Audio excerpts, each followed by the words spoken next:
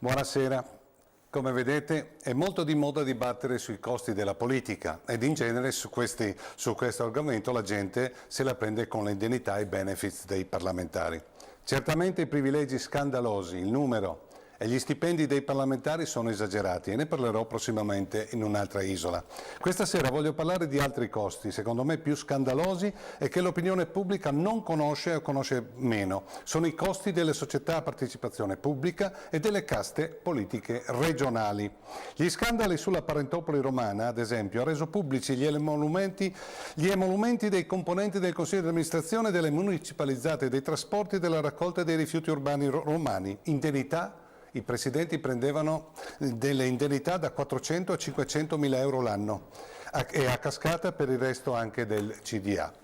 Poi ci sono i presidenti e i componenti nominati delle varie authority che ricevono stipendi incredibili, vanno dai 280 mila euro annui di Pizzetti, garante della privacy, e i 512 mila sempre annui di Catricalà, presidente dell'antitrust, mentre i semplici consiglieri dell'Agcom, l'agenzia per le comunicazioni, ricevono un'indennità annuale di 400.000 euro. Naturalmente questi signori viaggiano sempre con l'auto blu. Sono tutte prebende che superano lo stipendio del Presidente degli Stati Uniti, Obama, che riceve circa 300.000 euro l'anno, mentre il governatore della California, che ha un PIL superiore a quello dell'Italia, sarebbe il settimo nel mondo, ha un'indennità di poco superiore ai 160.000 euro annui. Gli altri governatori americani hanno una indennità di circa una media di 90.000 euro l'anno e non credo a questo punto serve aggiungere altro. E sempre a proposito di costi politici, ecco un esempio dalla Puglia. A suo tempo è stata approvata una legge regionale che prevede per i consiglieri regionali un vitalizio pari al 90% dell'indennità, che è di 11.190 euro, ed è poi previsto un assegno di fine mandato, la buonuscita, pari a un anno di indennità per un totale di circa 130.000 euro alla fine del mandato. E così abbiamo dei casi che vanno oltre il comune senso del pudore. L'ex assessore Frisullo del Partito Democratico, arrestato nell'ambito dello scandalo sanità in Puglia con l'accusa di associazione a delinquere, corruzione e turbativa d'asta, riceve da un anno circa 10.000 euro mensili netti di vitalizio ed ha incassato una buona uscita, è stato 3 legislature, nel Consiglio regionale di circa 390.000 euro. Questa legge è farina del sacco del centrodestra di Fitto, l'attuale ministro, ma dopo 6-7 anni in cui governa il centrosinistra di Vendola, questa legge scandalosa non è stata abolita. Forse piace anche a Vendola. In Sicilia un ex burocrate regionale riceve una pensione di 41.660 euro al mese, in forza ad una legge dei tempi di Cuffaro, che gli ha permesso di sommare il reddito da dipendente regionale a quello derivato di commissario dell'emergenza rifiuti in Sicilia, arrivando così a percepire una pensione di 1.369 euro al giorno. Vita natural durante.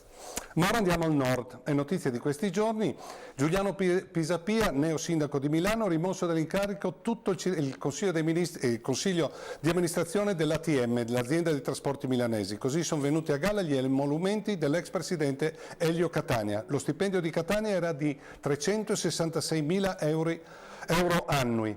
E questo signore fa pure parte del Consiglio di amministrazione di Intesa San Paolo e di Telecom e incassa altre centinaia di migliaia di euro, ma non è ancora finita. Catania gode anche di una pensione INPS di oltre 12.000 euro mensili netti. Facendo un conto a spanne, Catania guadagnava all'anno come 4-5 parlamentari. E di signor Catania nel nostro paese ce ne sono a migliaia. Pensiamo a tutte quelle decine di migliaia. IDV calcola, Italia dei Valori calcola in 25.000 di grandi e piccole aziende pubbliche che comuni, le province, le regioni e naturalmente il governo nazionale hanno il potere di nominare i CDA, e poi le migliaia di commissari straordinari, perché nel nostro paese l'emergenza è spesso la normalità, e così vengono nominati dei commissari un po' ovunque nel paese con costi esorbitanti. Ad esempio, il commissario governativo per la costruzione della terza corsia sulla 4 di Autovie Venete ha un costo di 300.000 euro l'anno. Fortunatamente i commissari nominati, Tondo prima ed ora Riccardi, hanno rinunciato alla indennità. Dobbiamo ringraziare il senso della misura di Tondo e di Riccardi per aver rinunciato a questa prebenda.